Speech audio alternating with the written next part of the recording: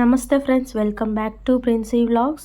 ఈరోజు వీడియోలో క్యారెట్ హల్వా ఎలా చేయాలో చూసేద్దాం.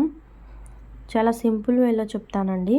ముందుగా ఒక అర కేజీ క్యారెట్లను కడిగి తడి లేకుండా తుడుచుకొని తురుముకోవాలి.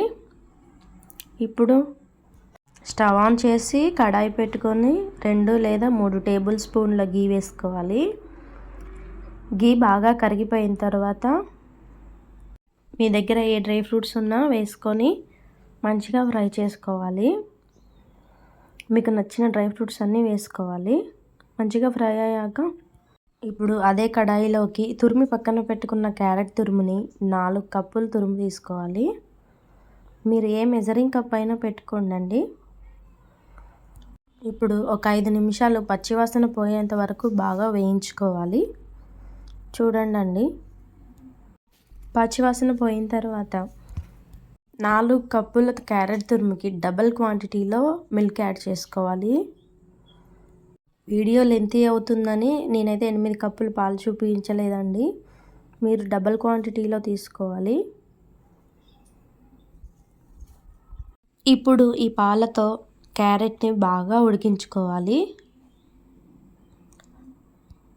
క్యారెట్ మెత్తగా ఉడకడానికి మనం డబల్ క్వాంటిటీతో మిల్క్ యాడ్ చేసుకుంటున్నాం కదండి.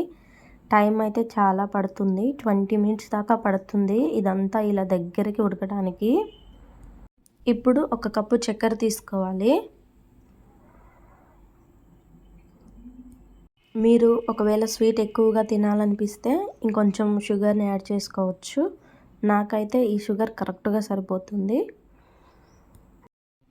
మనం పాలతో ఈ క్యారెట్ని తురుముని ఎంత ఉడికిస్తే అంత సాఫ్ట్గా ఉంటుందండి. దీనికి టైం చాలా పడుతుంది, చాలా ఓపికగా చేసుకోవాలి. చూడండి, ఆల్మోస్ట్ 70% కుక్ అయిపోయింది. ఇప్పుడు 4-5 స్పూన్ల గీ వేసుకోవాలి.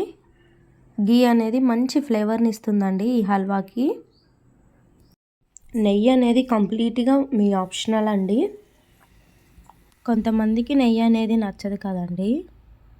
మనం చేసే ఈ హల్వా మరి కాస్త కలర్ఫుల్గా కనిపించడం కోసం కొద్దిగా ఆరెంజ్ ఫుడ్ కలర్ తీసుకుంటున్నానండి. ఇది కూడా కంప్లీట్గా మీ ఆప్షనల్. ఇప్పుడు